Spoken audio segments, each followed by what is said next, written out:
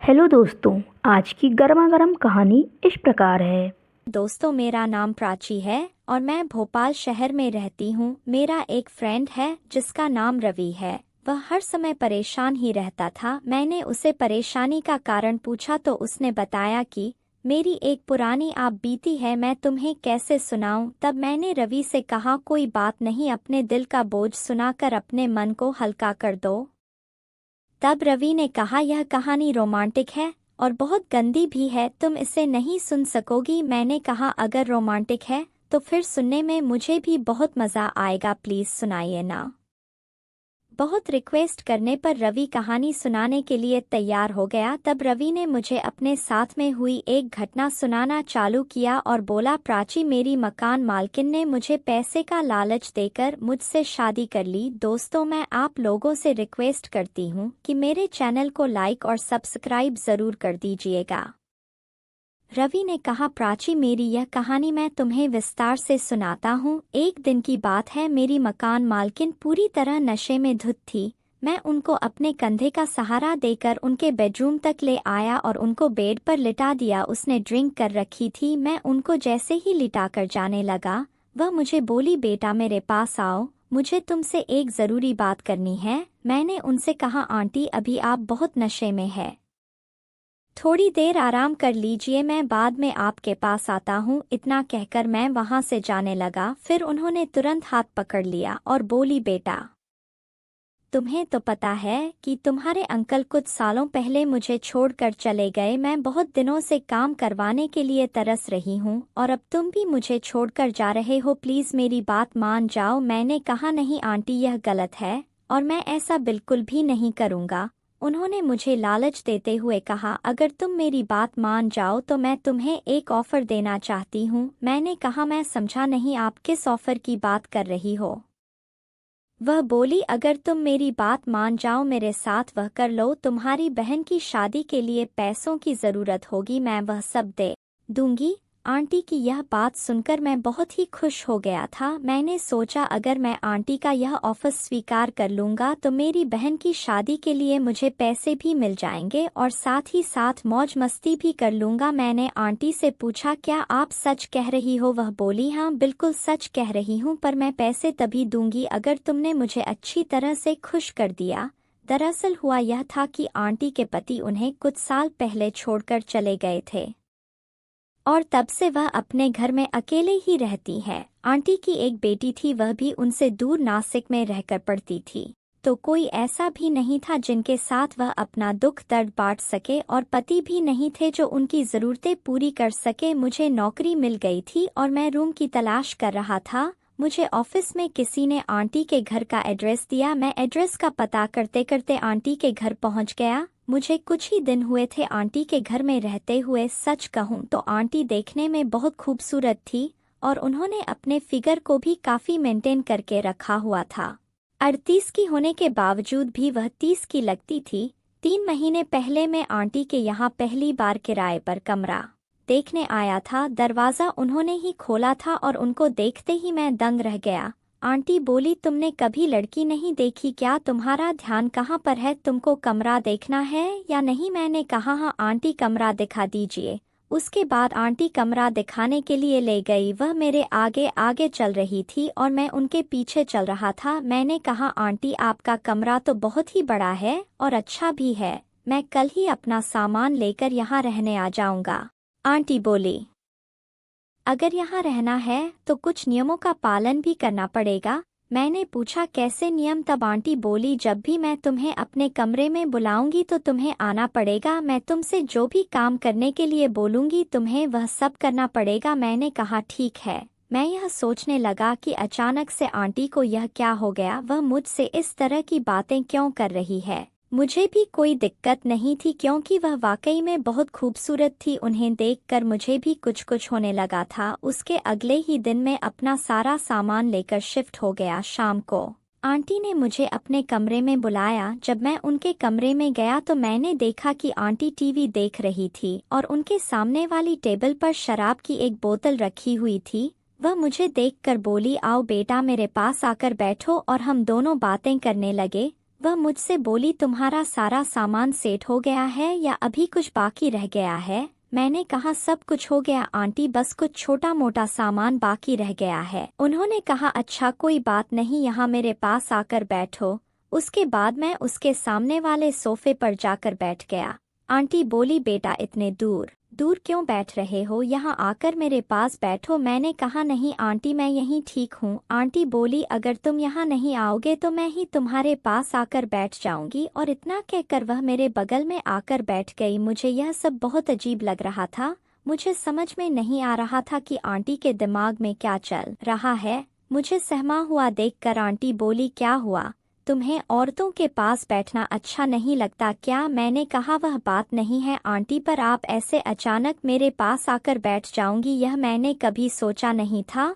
Aunty बोली, कोई बात नहीं, अच्छा अब यह बताओ तुम्हारा नाम क्या है? मैंने कहा, आंटी जी मेरा नाम रवि है। आंटी बोली, रवि, सबकी जिंदगी में कुछ ना कुछ पहली बार ही होता है। और बात करते करते उन्होंने मेरा हाथ पकड़ लिया। मैं उन्हें कुछ बोल भी नहीं पा रहा था। आंटी बोली, रवि तुम तो जानते ही हो ना कि मेरे पति मुझे कुछ साल पहले ही छोड़कर चले गए और तब से मैं बिल्कुल अकेली हो चुकी हूँ। मैंने पूछा, आंटी अंकल आपको छोड़कर क्यों चले गए? आंटी बोली, जब मेरी बेटी पैदा हुई थी तब डॉक्टर ने मुझसे कहा था कि अब मैं दोबारा कभी माँ नहीं बना पाऊंगी। यह सुनकर मेरे पति बहुत उदास हो गए थे क्योंकि उनको हमेशा से एक बेटा चाहिए था। मैं उन्हें एक बेटा नहीं दे सकी, इसलिए वह मुझे छोड़कर दूसरी शादी करने जा रहे थे। मैंने उन्हें बहुत समझाया कि आज के ज़माने में बेटा या बेटी में कोई फ़र्क नहीं होता। जो काम एक बेटा कर सकता है वह बेटी भी कर सकती है। हमारी बेटी भी हमें वह सारे सुख दे सकती है जो एक बेटा दे सकता है। लेकिन उन्होंने मेरी कोई बात नहीं मानी। मैंने कहा, ठीक है आप दूसरी शादी कर लेना, लेकिन हम सभी लोग एक साथ ही रहेंगे। लेकिन वह नहीं माने और हम माँ बेटी को छोड़कर चले गए। मैंने उनसे पूछा, आंटी आप तो अपने घर में अकेले ही रहती हो, आपकी बेटी कहाँ है? आंटी बोली, वह पढ़ाई करने के लिए नासिक गई हुई है। कुछ देर ऐसे ही बातें करने के बाद मैं वहाँ से चला आया क्योंकि मुझे सुबह ऑफिस भी जाना था। एक दिन शाम को मैं अपने ऑफिस से घर आया तो मुझे आंटी के कमरे से कुछ आवाज आती सुनाई दी। आवाजों से ऐसा लग रहा था जैसे कोई आंटी के साथ वह सब कर रहा है।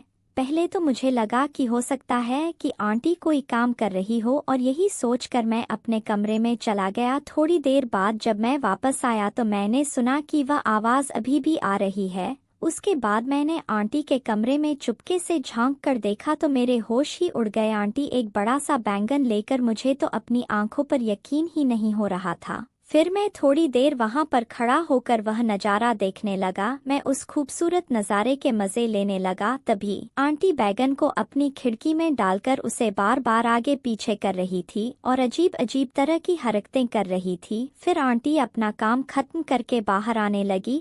उनको बाहर आता देख मैं तुरंत वहां से भाग गया। मैं सोचने लगा कि आंटी तो बहुत मेहनती लगती है। एक दिन मैं सामान खरीदने के लिए बाजार जा रहा था, तभी आंटी मेरे कमरे में आई और बोली, बेटा बाजार जा रहे हो? मैंने कहा, जी आंटी कुछ सब्जियां खरीदने के लिए जा रहा हूँ। आंटी बोली, बेटा मेरे लिए भी 2 किलो बैंगन लंबे वाले ले आना। यह सुनते ही मुझे थोड़ी सी हंसी आ गई। तब आंटी बोली, क्यों हंस रहे हो बेटा? तब मैंने कहा, कुछ नहीं आंटी, बस ऐसे ही। फिर मैंने कहा, ठीक है आंटी ले आऊँगा। यह कहकर मैं बाजार चला गया। उसके बाद डॉट से मैंने बैगन खाना ही छोड़ दिया। बाजार से लौटने के बाद मैं अपने कमरे में फ्रेश होकर आंटी के बैगन देने उनके रूम पहुंचा। तब आंटी ने मुझे बिठाया और मेरे लिए चाय बनाने गई।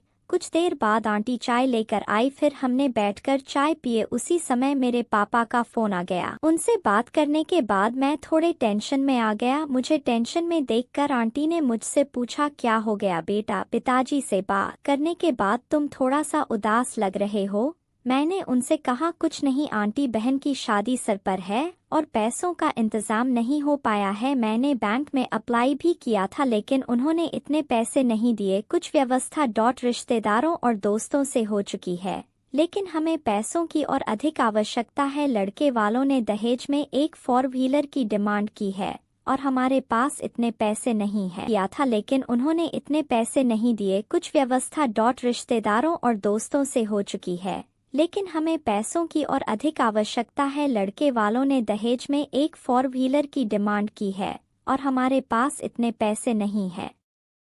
रिश्ता बहुत अच्छा होने के कारण हमने तुम्हारी मदद कर सकती हूँ, लेकिन उसके बदले तुम्हें भी मेरा एक काम करना पड़ेगा। मैंने कहा, आंटी मैं पैसों के लिए कोई भी काम करने के लिए तैयार हूँ। आंटी बोली, तुम मुझसे शादी कर लो, फिर मैं तुम्हें और तुम्हारे परिवार को कभी भी पैसों की कमी महसूस होने नहीं दूंगी। मैं आंटी की बात सुनकर हैरान रह गया। मैंने कहा, आंटी आप यह क्या बोल रही हो? आंटी मैं आपसे शादी कैसे कर सकता हूँ? आंटी ने कहा, सोच लो, मैं अभी के अभी तुम्हारे हाथ पैर 15 लाख रुपए रखने के लिए तैयार हूँ। मैं आंटी की बातों को सुनकर दंग रह गया। मैंने आंटी से कहा, आंटी जी मुझे कुछ सोचने के लिए समय चाहिए। फिर मैं रूम से बाहर आ गया और मैं रात भर यही सोचते रहा कि अब मैं क्या करूं। अगर आंटी की बात मान लेता हूं तो मेरी बहन की शादी धूमधाम से होगी, और अगर नहीं माना तो इतने पैसे कहां से इकट्ठा करूंगा। मैंने बहुत सोचा और यह निर्णय लिया कि अब आंटी की बात मान लिया जाए। सुबह होते ही मैं आंटी के पास गया और कहा, आंटी जी मैं तैयार हूँ।